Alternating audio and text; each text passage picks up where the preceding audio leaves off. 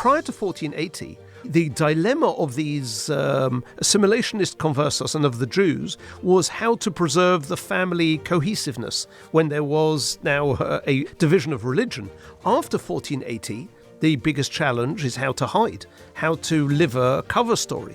And this is an absolute, a major change, and the pressure is intense. And it's ironic that by then the Jews themselves are not anymore hounded by Christians for keeping themselves apart. They're persecuted for their closeness, which was unwelcome, unwanted. Yes, it's the opposite of what they'd been accused of often in the past.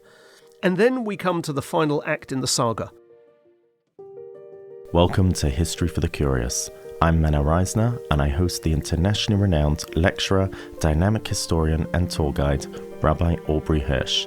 Experience our history, confront dilemmas, and reveal the untold stories of 3,000 years of Jewish heritage, from Paris to Cairo, from the Russian Tsar to Maimonides, and from the Sinai Revelation to the French Revolution.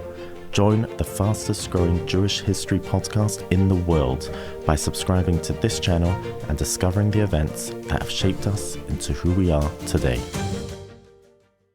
Rabbi Hirsch, welcome back after a little break spent in New York. I wouldn't call it a break. I was rushed off my feet for the 3 days that I was there, speaking, interviewing Holocaust survivors. Yes, you said there were very moving accounts. Yes, and met some friends and fans of the podcast.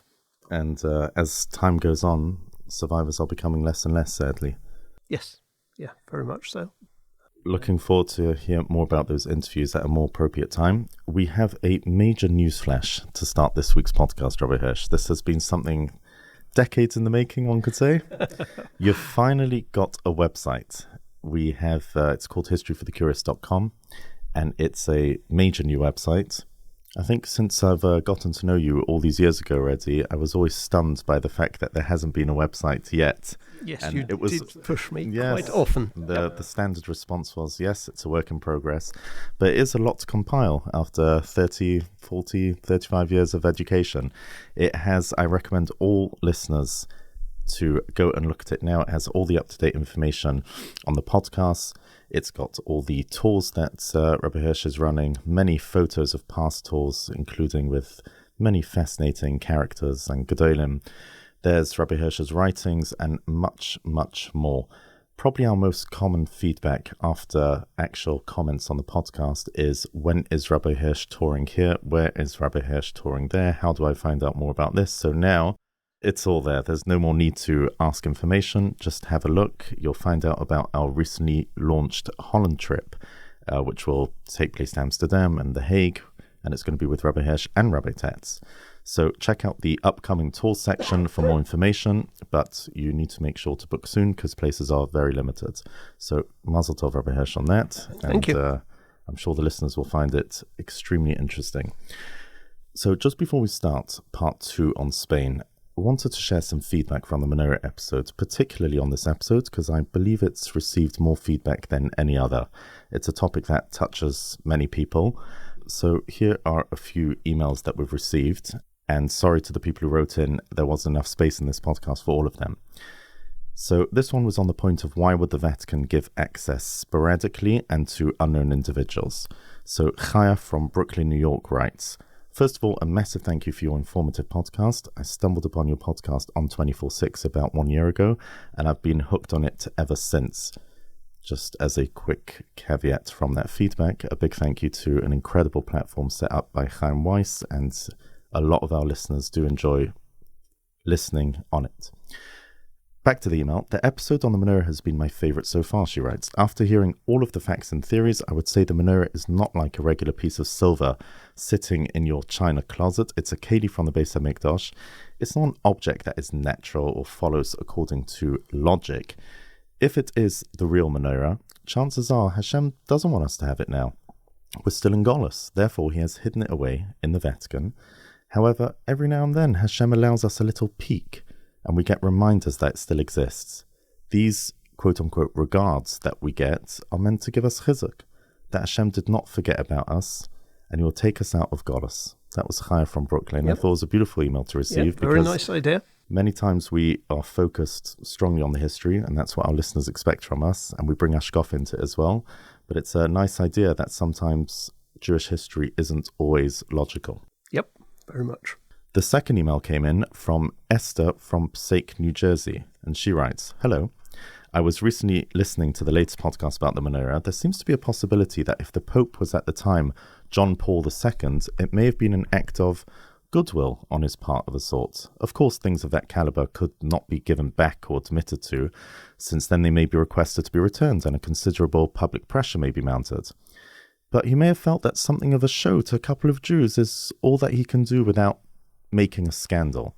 Perhaps he felt that he owes this showing off of the Judaic relics to the Jews, especially after the Holocaust and all the suffering, and felt that he did his duty to the degree that was possible in his circumstances without turning the world upside down." Yes, it's true. The Pope had a overall positive relationship with the Jewish community, which actually starts in the Holocaust. So, yeah, it's plausible too. Yep, so thank you for writing in with that idea. And the next email comes from Malka from New York, and she wrote in about the account she read as a child from the book All for the Boss about a communication with the Chofetz Chaim about the possible discovery in Eretz Yisrael of the Kalim of the First Temple. And Rechama Shane's brother, who was learning in Mir Yeshiva in Poland, took a letter into the Chofetz Chaim, and the Chofetz Chaim told him to speak about it no more, and even burnt the letter with a question in it. It is not the time for it to be revealed. But that is, of course, the first Beis HaMikdash. Yes. That was an interesting... very powerful nonetheless. Yeah. Yes. Okay.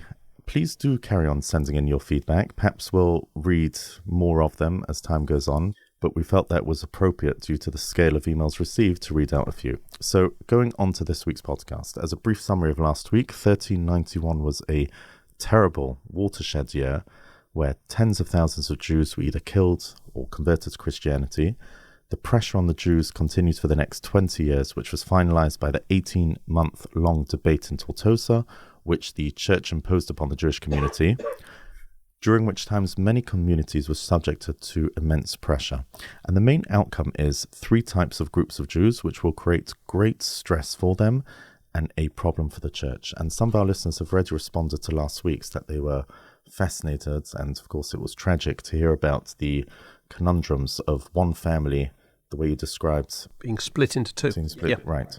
So this uneasy situation of there being converted Jews who were uncommitted to Christianity continues through the decades. In 1459, there's a Franciscan monk in Segovia who's the confessor to the king, and he learns that the local Conversos had attended the synagogue during Sukkot. In 1464, the inquisitors in Valencia were informed that many Conversos had left the city and sailed for Eretz Yisrael, where they intended to return to Judaism. And the court records from those who were caught are still around. Rodrigo Cifuentes, who was baptized at the age of 25, his wife, his daughters, and others were arrested. And at first, they tried to deny the real purpose of their journey. But a converso who had returned from the Middle East to Valencia testified that he had seen the man they were supposed to meet up with, Pedro Alfonso, in Damascus. And when the witness was asked whether it's true that Pedro had become a Jew, he answered, "I don't know, but he's a rich man." And then you get the king and queen, Ferdinand and Isabella, visiting the city of Seville in 1477, and the church officials decided to open the eyes of the rulers to the what they call destructive effects of Jewish heresy. And the head of the Dominican monastery in Seville persuaded Ferdinand and Isabella that only the Inquisition could remedy the situation, because you even find leading personalities who've been infected with this plague of heresy.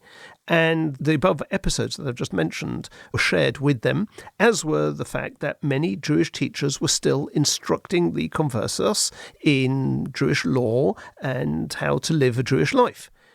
In 1488, a Jew had provided Conversos with matzahs and kosher meat, invited him to his home on the Yomim Tovim, taught on Shabbos to them. He even placed a Sefer Torah in the home of a Converso. And a Converso craftsman from Cordoba who'd been discovered keeping Yiddishkeit, was then led in a procession through the streets of the city by order of the bishop, then brought up to a platform where he was supposed to take a public oath that he would transgress no more. But when he ascended the platform, he made a declaration. He said, "I must die one death. It's better to die now and not a second time, and therefore I declare that the law of Moses is the only one, and that by it men will be saved," and he was seized and stoned to death.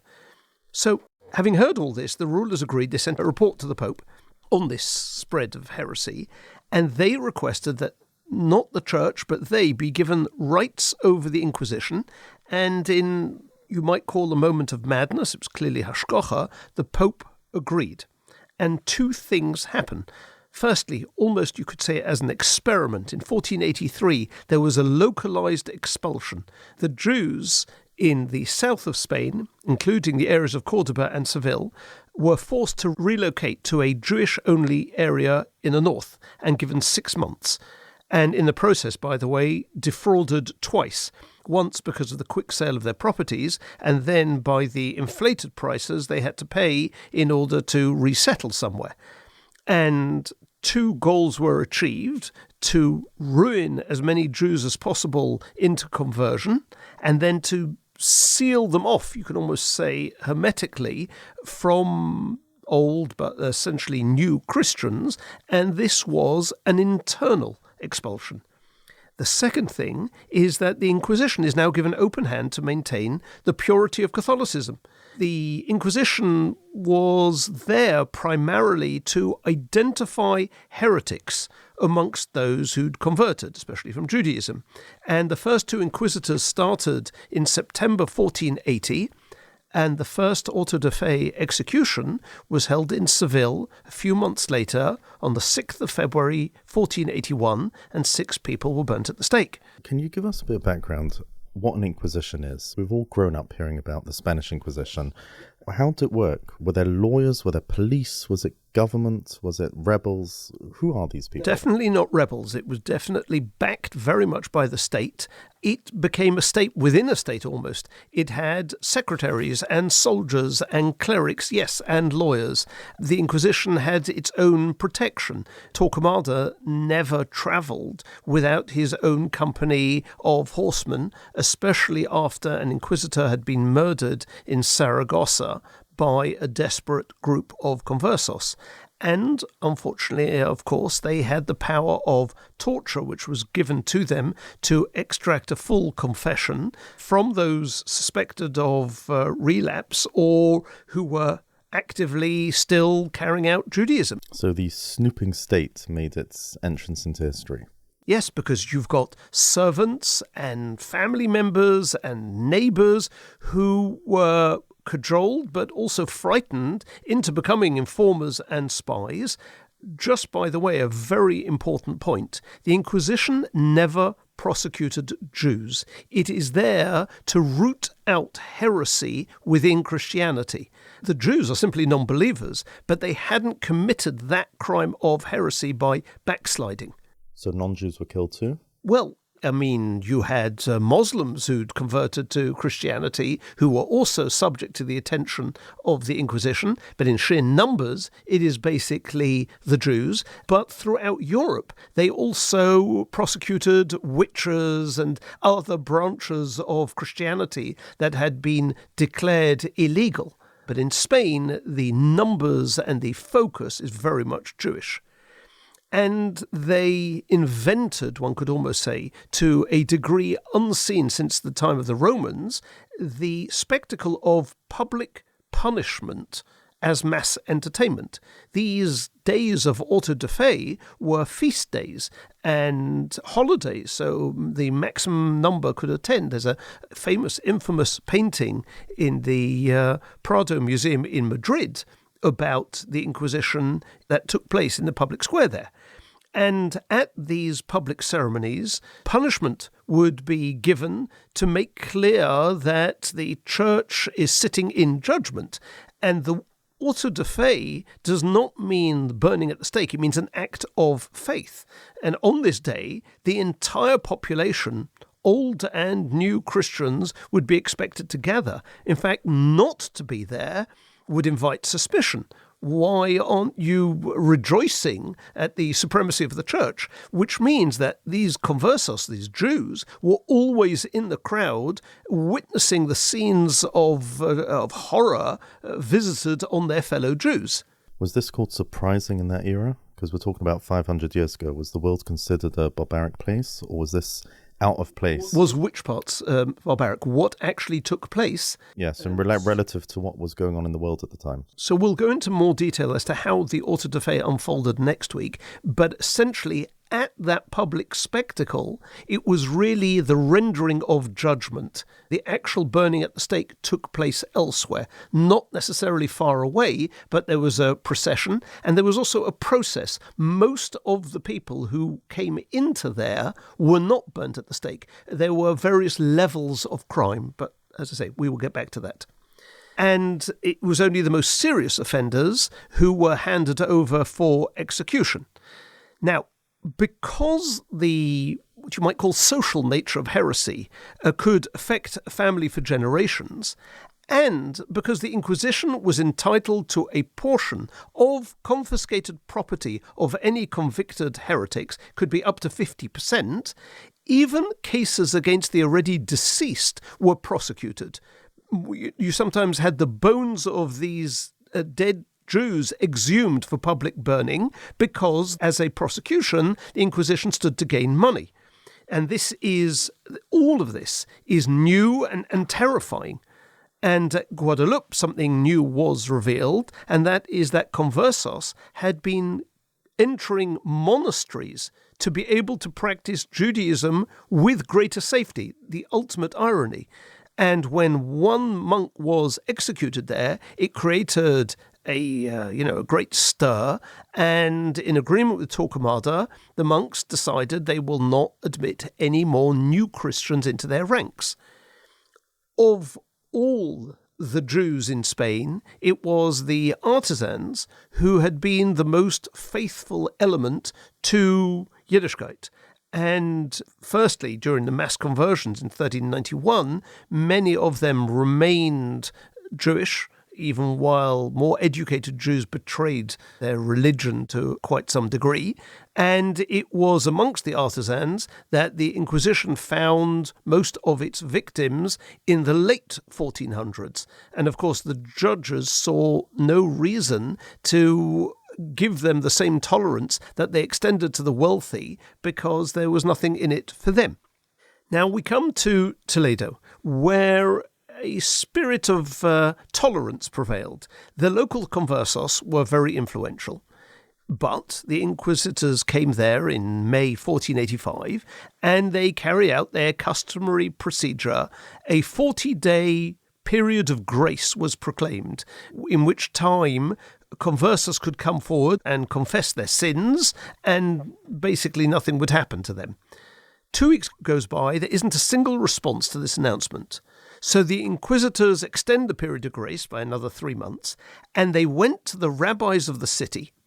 Toledo was probably the core of Yiddishkeit in Spain at the time, and they forced the rabbis to announce in the shuls that any Jew who is aware of Jewish practices being carried out by conversos Jews are now duty-bound to testify before the court of the Inquisition, and they can be arrested otherwise. And eventually, unfortunately, the first act of faith takes place in February 1486. 750 men and women were led in a procession through the streets and sentenced to various level of punishment and fined a fifth of their fortunes, including local notables. And a similar procedure was carried out in April. There are 900 there.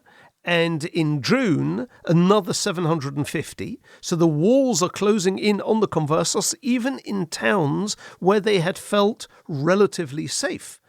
And you have an historian, a priest, who gloatingly reports that in Seville they burnt 750 men and women at the stake between 1481 and 1488, and that they brought 5,000 conversos back into the Christian fold after imposing various penalties upon them. And obviously, these conversos now cannot step out of line.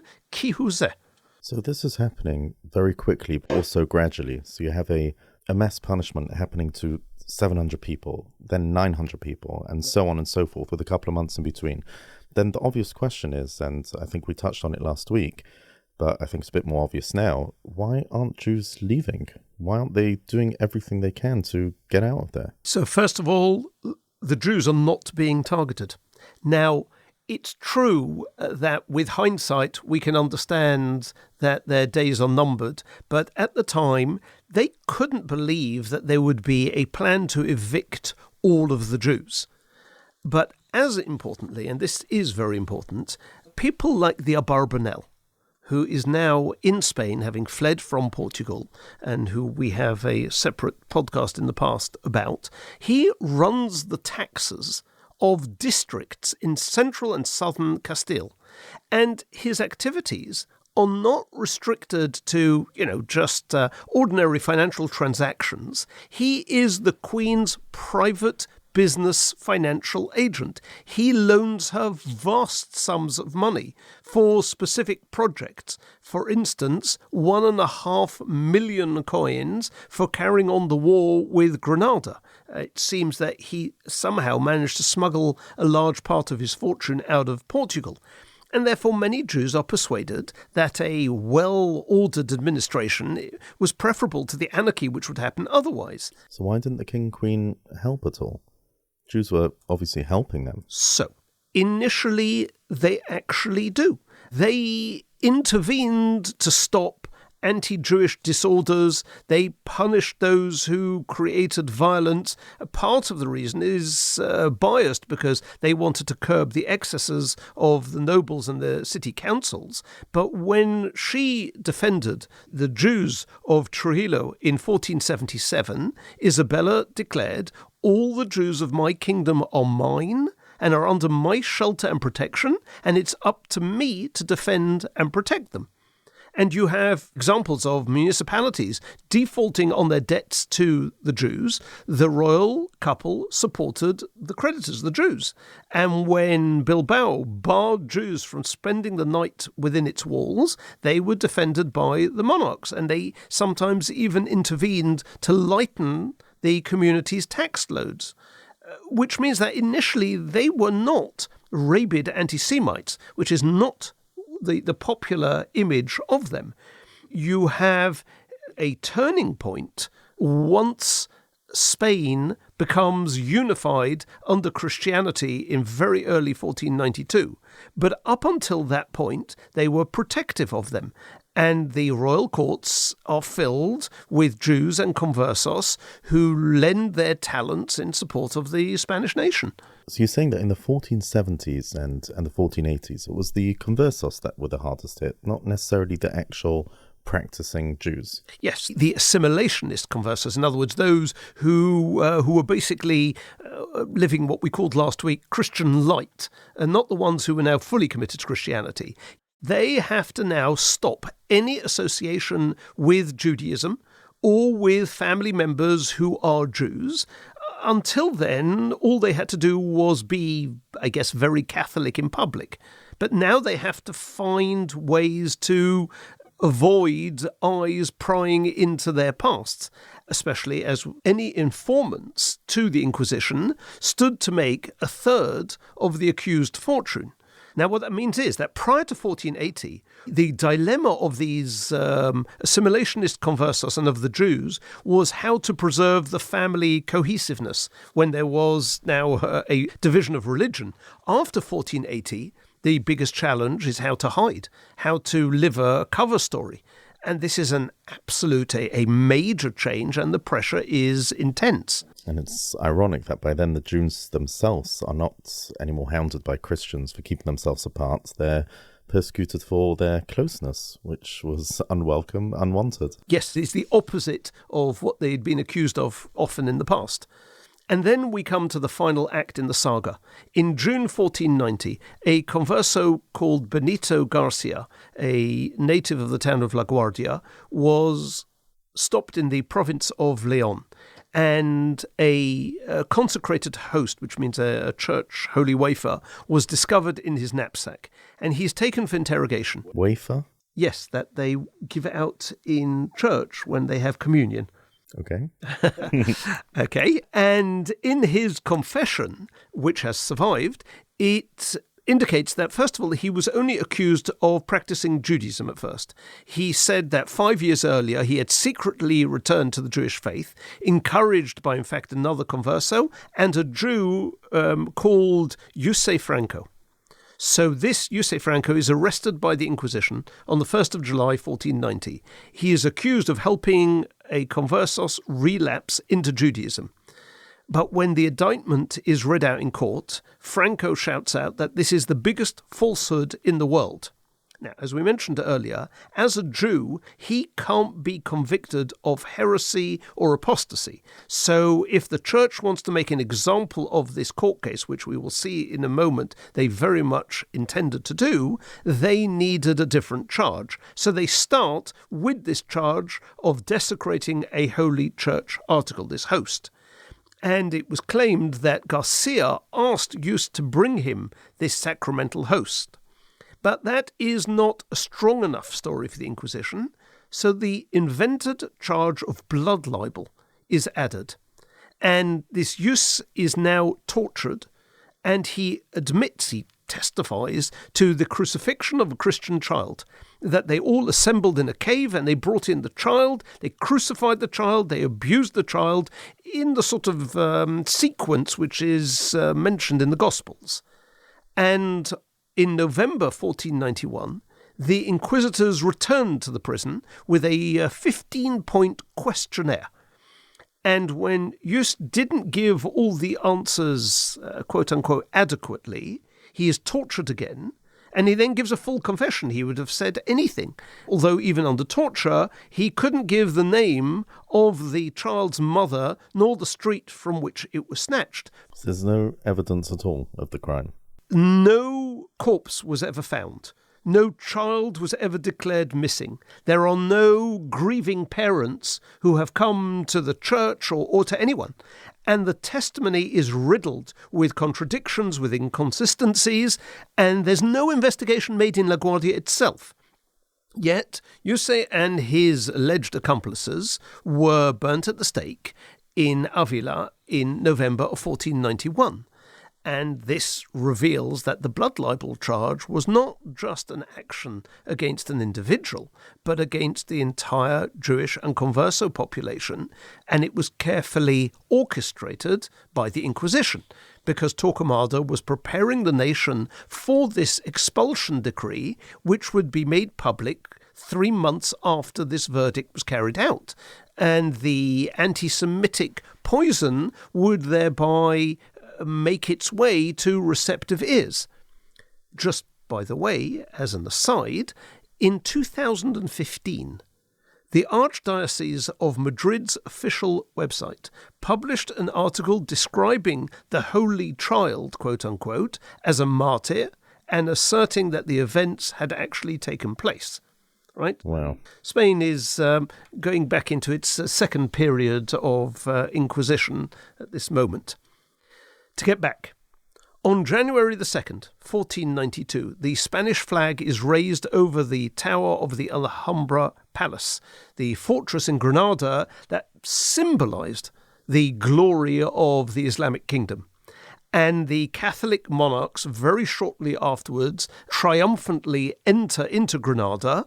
Now all of Spain is one. It's all under Christianity. And it sort of demonstrates that nationhood needs a geographic entity which only has one faith. And that means that the decision to expel the Jews is a logical, almost obvious next step. It was signed into law in Granada less than 3 months after the city's capture in that palace. And the text of the expulsion order says that the purpose is to prevent Jews from impeding the Christianization of Spain's Converso community. And it reported the lack of effectiveness of the three major steps that they had taken. The first was to isolate the Jewish communities by making them live in separate districts. The second had been the expulsion of the Jews in the south of Spain, because there were large numbers of conversos there. And the third was the establishment of the Inquisition to encourage Orthodox Christian behavior. But the Inquisition argued that this is an impossible job because of the close relationship between the new Christians and the Jews. It is ironically the existence of the Jews which creates this problem for these new Christians. Now, it's not the only reason for the expulsion. Historians have shown economic reasons to get rid of the Jews as well. And I've actually seen a real copy of the expulsion edict signed by Ferdinand and Isabella. At the time, it was sent to all of the major cities to be read out in public. There are now only 3 around, and this one was shown to us under police guard. And on the new website, under Western Europe, you'll find a photo of it. Wow. So when you say an actual copy, you mean an original? In other words, it was copied at the time and spread out all over Spain. You can see how it's been folded in 4 because it had to be carried. So you're saying, in essence, the Inquisition was correct in its reading of the Conversos' attitudes, because most of them really did practice some form of Judaism in private. Some in private, some even more openly. And in the 12 years leading up to the expulsion, the Inquisition found at least 10,000 forced conversos who were still attached to their Judaism and their nation, and found that the Jewish community was giving all possible aid and encouragement because they were one nation. And therefore, once and for all, the church decided to administer the death blow to its adversary. They are entrenched in their religious dogma. They are supported by the secular arm of the Inquisition and mob prejudice. And who stands in opposition? The small, persecuted Jewish people. They're too weak politically to do anything, although they were absolutely defiant in the belief in their endurance and in the, I guess you could say, the purity of spirit. But such was the consensus of Christian opinion in countries around Spain that even if some, let's say, Italian humanists expressed commiseration at the sight of the exiled Jews who tried to get temporary refuge in their cities, but in the end, they found pride in the victory of the church. And in fact, Pico della Mirandola, who was supposedly a sensitive humanist and who associated with Jewish scholars like Yehuda Barbanel, the grandson, but he nevertheless said that the Inquisition and the expulsion was divine judgment meted out to Jews through the most Christian king who is beyond all praise. Now, there is one aspect of those final years in Spain which is relatively, if not completely, unknown, and that is the spiritual heights of the rabbis there. You start with Rabbi Yitzchok Kanpanton, who was the teacher of many of these subsequent Rabbonim. He's born around 1360. He is the Rav, the Rosh Hashiva in Zamora in western Spain, and he becomes the leading halachic authority in Castile. And in fact, there is a letter in the Cairo Geniza which confirms his stature, and he died in Spain in the 1460s.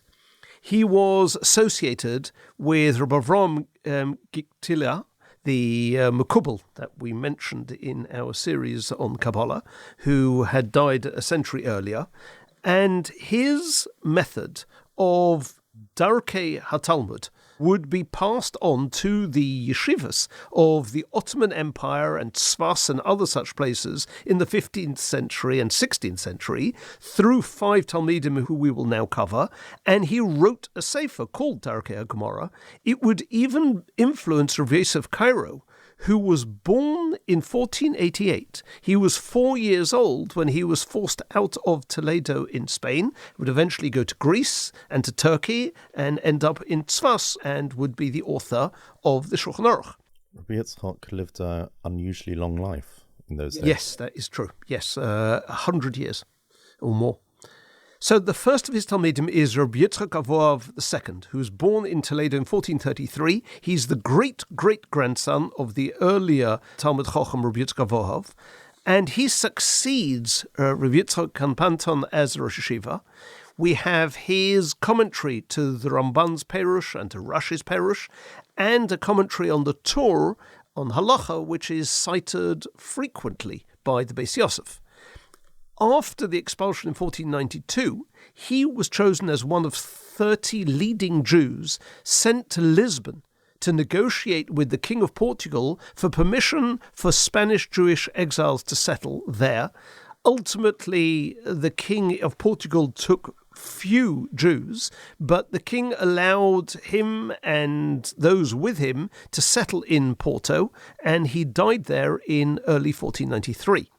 Then you have got Rav Yitzchak Arama, born around 1420. He is the famous Akedas Yitzchak, which is a philosophical commentary on Chumash, structured in Sha'arim, and he also wrote another sefer in which he outlined his religious philosophy, and it actually preserves historical material about Spanish Jewry, about their history, about what they were going through, and it was created as a response to the compulsory Christian missionary sermons which Jews were required to listen to.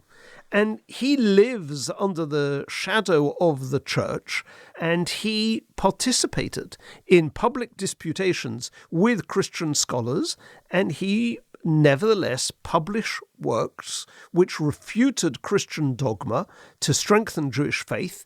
He couldn't once again be prosecuted for heresy because he was a Jew, but it took courage to do so nonetheless. And after 1492, he left Spain. He settled in Naples with his son, and he died there in 1494.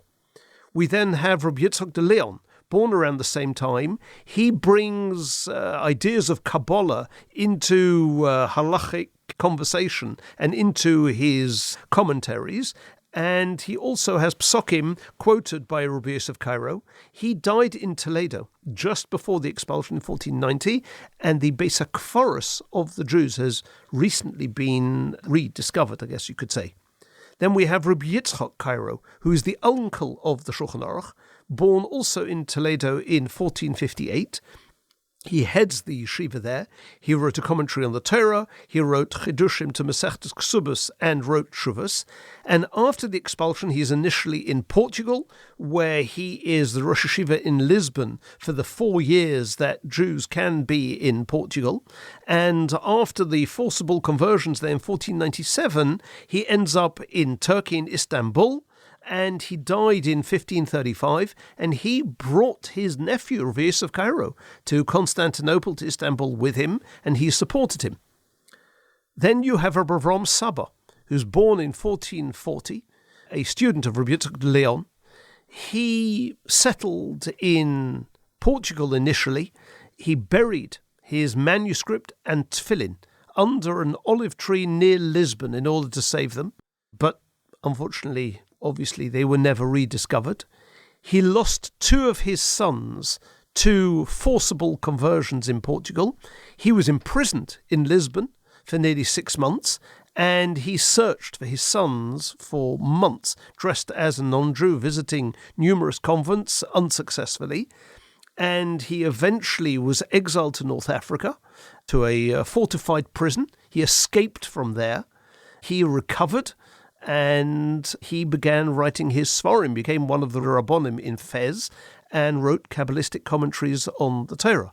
And all of this is going on in the shadow of all that we have mentioned until now. And finally, the youngest of all of them, Rav Yitzchak Beirav, the Mari Beirav, was born in 1474 in Toledo, and at 18 he is caught up in the 1492 expulsions. He wanders with the refugees. He gets to North Africa, to Tlemcen, hope I've pronounced that correctly, in Algeria, where he gives a Shabbos drosha, and it revealed his enormous stature. He moves on to Fez in Morocco, and despite his young age, the community there, which was several thousand families, chose him as their Rov, which gives you an idea of how strong Torah education must have been, because he is educated in Spain in the 1480s. They trained the Talmud Chacham with all the pressure and the harassment that was happening because they had an absolute commitment to Torah. He then leaves North Africa, he goes to Eretz Yisrael, he ends up in Tzfas, and he is the one who brings about the attempt to renew smicha. He gives smicha to Rav Yosef Cairo, to the Marit, and one day we will cover the whole smicha controversy. All these Talmid Chacham and Rabbonim, as you described, living under the shadow, I'm assuming being in a public position was even more dangerous than the average Jew on the streets. This is all Mesiras Nefesh that we can't fathom. Every day was Mesiras Nefesh. I'm not sure if I would say that every day was Mesiras Nefesh in the sense that there weren't renewed decrees against the Jews on a daily basis. But yes, being in a public position made you a public enemy number one, and they did want to get rid of you, and they would harass you. That is definitely the case. And the fact that they remained absolutely resolute in their intention of teaching Torah, and clearly they would have been teaching Conversos as well. There would have been real danger. Yes, all this points to something which otherwise escapes unnoticed, and you end up with a picture of just thinking, oh, well, there were Jews and there were Conversos, and then, it all ended badly. No, there was real Torah in Spain at that time. And in fact, beyond the Chachamim themselves, there's another unknown, an abundance of printed Sepharim, which also testifies to their spiritual strength. During that brief period, 1481 to 1492, in Guadalajara in Spain, where Jews until 1412 lived outside of the walls of the city, and afterwards they were moved into a sort of ghetto near the city's commercial centre, they appear to have been financially sound, because during the war against Granada that we discussed in the late 1480s and up until 1492, the tax paid by the Jews of Guadalajara was one of the highest of any Jewish kehillah, both in 1488 and 1491. And the residents included Rav Shlomo ben Avrom, who wrote a commentary on the Even Ezra, Moses Aragel, who translated Chumash into Castilian, and then you have Rav Shlomo ben Moshe Halevi ibn Alkabetz, who he established a Hebrew press there in 1476, a printing press. You have to realize that book printing is in its very early stages. We have to understand that the Gutenberg Bible only appears in 1455, and you already get Hebrew books being printed in Rome in 1469, and these first books, the ones printed in the 15th century, are called incunabula, which means cradle books in Latin, and you have, both in Spain and in Portugal, a number of printing houses. This Shlomo ben Moshe Alkabetz, he might be better known because he's the grandfather of the Mekubal who authored L'chol Doidi in Tzfas, and his own father, Moshe, is mentioned in several responsa of the Rivosh. He will print the oldest existing Sephardi Rashi or Sephardi Hebrew imprint of Rashi al-HaTorah, dated 16th of Elul 5236, which is September 14th, 1476. And in the 6 years that the press was active, they published the entire Torah, which is the forerunner of the Shulchan Aruch, the Radak, Haggadah. A number of pages of all of these can be found in the National Library of Israel, and a Luach dated 1482. But the largest portion of his prints are massacres of Talmud, somewhere between 8 and 12, Brochos, Yuma, Beitza, Tanis, Moed Katan, Chagiga, Ksubas, Kiddushin. These are the earliest Gemaras printed, and they're printed in Spain. And by the way, they are printed, the Gemara itself is in square letters, Rashi is sort of in a cursive script on the side, but there's no Tosfos. in Spain, the Comoros are printed without Tosfos because the Spanish and Portuguese yeshivas learnt Chidush Ramban instead. And in 1491, the Inquisition was responsible for burning more than 6,000 Hebrew books, besides for Tanakh. The first Hebrew press in Spain was likely that of Juan de Lucena in Montalbanan, where he had a house. He also had a house in Toledo. He mostly produced Tehillim and Sidurim, but he was a Converso Jew.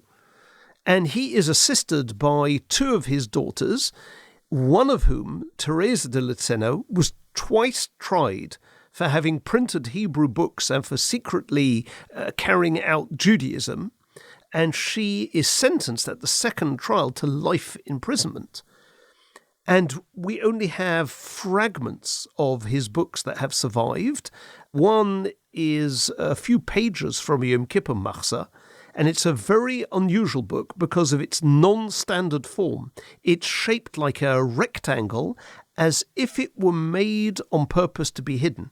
And the historian Norman Roth writes, it can only be imagined that this peculiar size was selected so that it would be possible for a Marano, when surprised during the prayers, to slip it into their sleeve or pocket. And all these books, they're all destroyed in the 1490s. Yes, we will come back to this as well next week, but with the expulsion of the Jews, these books were declared illegal. And therefore, yes, they carried out a burning of them. Let's, however, return with which we will finish this week, which is the expulsion itself in 1492. In his introduction to his commentary on Nevi'im, the Abarbanel recalls that he met 3 times with the king pleading for his people. And he enlisted anybody he could, but Ferdinand refused to listen. Isabella pushed him to stick to his resolve to remove the Jews. And although the Abarbanel is quite succinct in his own description of the encounters that he has with the royal couple, but there are others, like Rav Kapsali, who write, and I quote, "On that day, Don Isaac Abarbanel was given permission to speak and to defend his people. There he stood like a lion in wisdom and strength, and in the most eloquent language he addressed the king and queen. Don Abram Senor, too, addressed the monarchs. Then the 2 sages decided to write their words down and to send them to the queen, for they thought that maybe by this means the queen might consent to their plea. The Abarbanel sent a letter to Queen Isabella in which he chastised her mercilessly and showed no respect for her rank.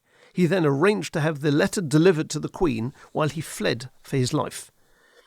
And the decree, the expulsion, was greeted with despair by the Jews. They are given 4 months to wind up their affairs. They're not allowed to take with gold, silver, any precious metal, and they can't avoid this forced journey into the unknown, so they're frantically trying to sell their property.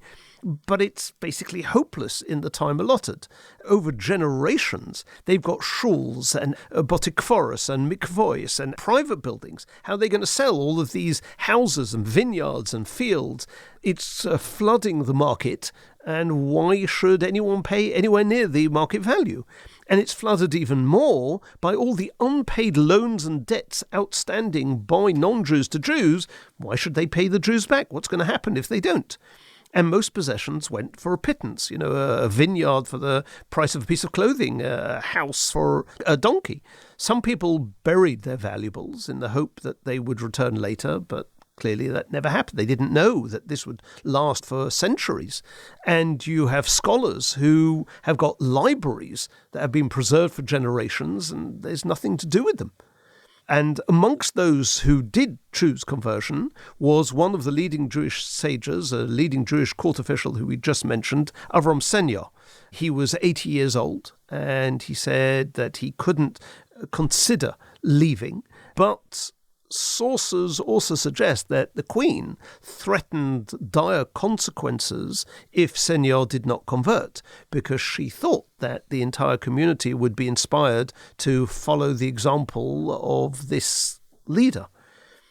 Now, the Abarbanel once again describes what it was like, and I quote, Wherever word of the decree reached, there was great mourning amongst the Jews. There was sorrow the likes of which had not been experienced since the days of exile from their own land. The Jews encouraged each other. Let us strengthen ourselves on behalf of our faith, on behalf of the Torah of Hashem. If our enemies let us live, we will live, and if they kill us, we will die. But we will not profane our covenant, and our hearts will not regress. We will walk forward in the name of Hashem. And as the summer drew to its end and the deadline loomed, the Jews got themselves to ports or borders as best as they could, because the edict specified that the penalty for a Jew being discovered unconverted in Spain after the end of July was death. So there's an absolute urgency to this exodus. They couldn't take all the roads. There were dangers on the road to Cadiz and Navarre in the northeast, and even to Portugal. So people travelled in convoys, their neighbours, their family, with what? With a few chairs, with a chest of clothes, with pots to cook from if they were going to go by sea, and with bags with their precious sforim, which they put on these lumbering carts, along with the very elderly, grandparents, and the very young, the smallest of children. But the vast majority of Jewish Spain left their country on foot, which of course made them easy prey for bandits. And then the frontier guards on both sides had to be bribed, even though there was almost nothing to pay them with other than the few possessions that they had brought along. And often when they arrived at these ports, they had to negotiate with these unscrupulous captains, and while they awaited space on ships, they camped and slept in fields, and at night they became a mark for local gangs of robbers. And in fact, until the locals wearied of the spectacle, they would come out from their houses and stand at the side of the road watching these long lines of people moving in the heat of the Spanish summer towards the coast or the borders. And unlike the screams and death that had hounded Jews on the days of the riots in 1391, this is happening in virtual silence. And what you're describing is just the challenge of leaving. And we haven't even spoken about arriving and what happens then. Absolutely, because every step was strewn with obstacles. They had to find a place of asylum. There were boats there to take tens of thousands of Jews eventually, but the captains were cruel enough to sometimes try and sell their passengers as slaves and take all their belongings. And where are they going? I'm assuming the nearest refuge was just across the Straits of North Africa. Yes, but it was barred to Jews. The Spanish occupied the ports of Algeria and Tunisia. The Portuguese had northern Morocco.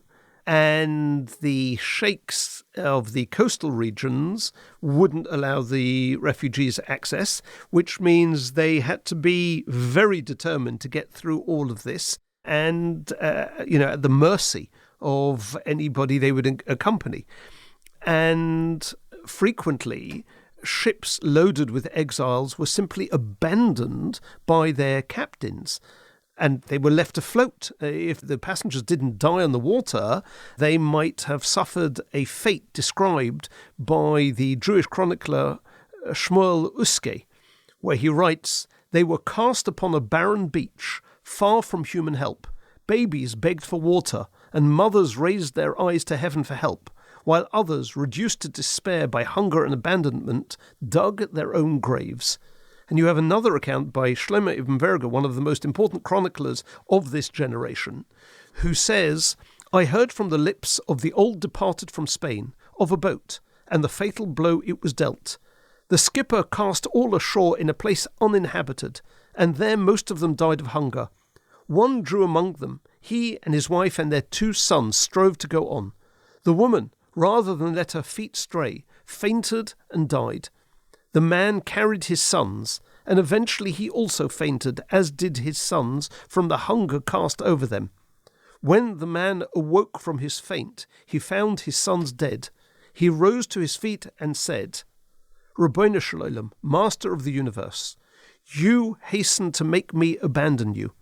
Know that my emunah, I am a Jew, and a Jew I shall remain, and all that you have caused me to undergo, and will further bring upon me, will not hinder me from worshipping you. And he gathered dirt and weeds and covered his 2 children, buried them, and went in search of a settlement. It's like hearing the Torah being read out. It was tragic. And there was more, because 12,000 Jews arrived in Tlebetzen that I mentioned earlier, an outpost between Algeria and Morocco. 3,000 of them died from the plague there.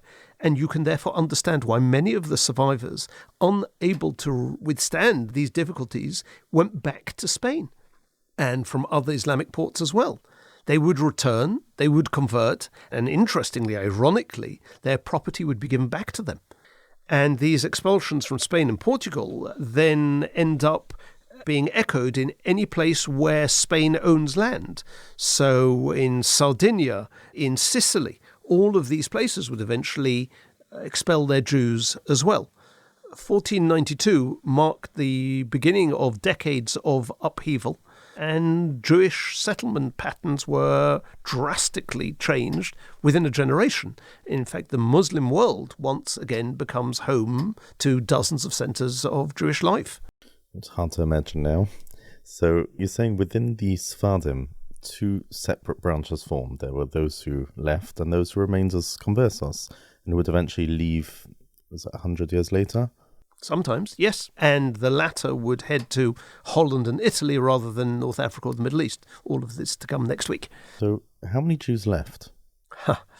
So there is a book which brings together all or many of the different opinions. They range from 40,000 to 500,000 leaving, and somewhere between 25,000 and 100,000 staying. If you could put it this way, the probable number, or the average, is that whereas in 1391 there were probably 350,000 Jews in Spain, by 1492 there were nearer 250,000, of which at least 150,000 left. So all those thousands who made it out, what happened to them? So those that survive, the sheer numbers of these Spanish exiles and their talents and leadership skills would culturally overwhelm the Arabic-speaking Jewish communities in towns that they came to, in all ways other than language, you could say. So Kehillos in Adrianople, in Izmir, had what you could almost call a new lease of life. And Istanbul, Salonika, especially Salonika, it dwarfed all other Ottoman cities in terms of its Sephardic population. It had a variety of congregations. It had an abundance of leadership.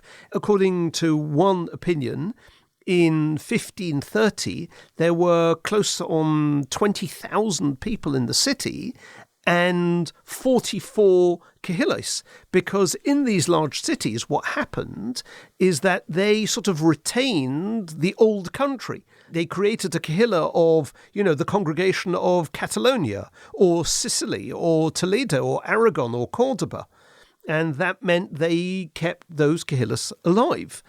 There was also something else that sort of muted the difference between the newly arrived Sephardim and the Jews who were there indigenously, and that was the introduction of a widely accepted code of law, the Shulchan Aruch, which is created by Rabbi Yosef Karo in the 1560s and codifies Sephardi halacha, which, along with Ladino, makes a more homogeneous culture in all of these countries. And the customs of the Sephardim would prevail in all of these places, or most of them, over the century-old traditions of the North African or Greek or Middle Eastern Jews where they now lived. And perhaps the greatest innovation is that which we touched on earlier, the Hebrew printing press, because the expulsion printers carried it with them into exile, and they set up printing presses in Fez, in Italy, in Istanbul by 1493, and by 1510 in Salonika, which would become famous.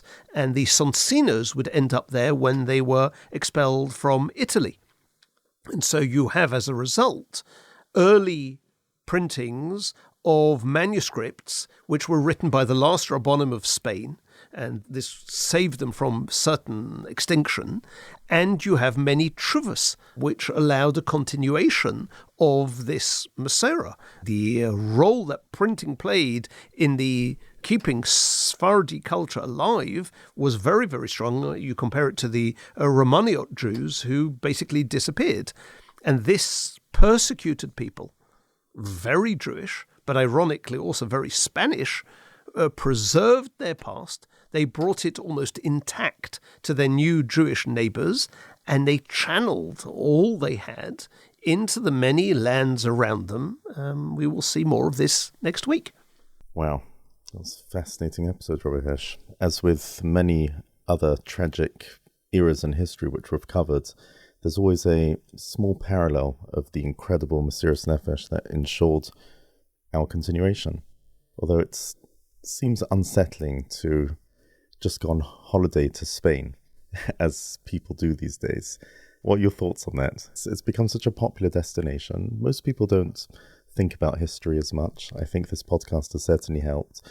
Like, you hear this, and you hear about a country that expelled hundreds of thousands, and if not for Mesiras Nefesh could have, and if not for Hashem's Havtocha, obviously, they wanted to end the Jews, as many did before. And nowadays we just seem a bit numb to all these parts of history. Listen, there is an age-old debate as to how to deal with the past of countries where we are separated from those events by centuries. Never mind what Russia carried out. Would you go to St. Petersburg on holiday? Now, places like Lithuania and Poland still leave a bitter taste, and therefore people will generally only visit them really to either understand more about the Holocaust or to go to Kvorim there. But there are many other countries where there was a vibrant Jewish life for centuries, and then they were thrown out, and then eventually allowed back in after a long gap. How do you relate to these countries, such as the one that we're sitting in at the moment? I mean, you could not avoid living in a country where there have been expulsions unless you're going to, I guess, live in North America.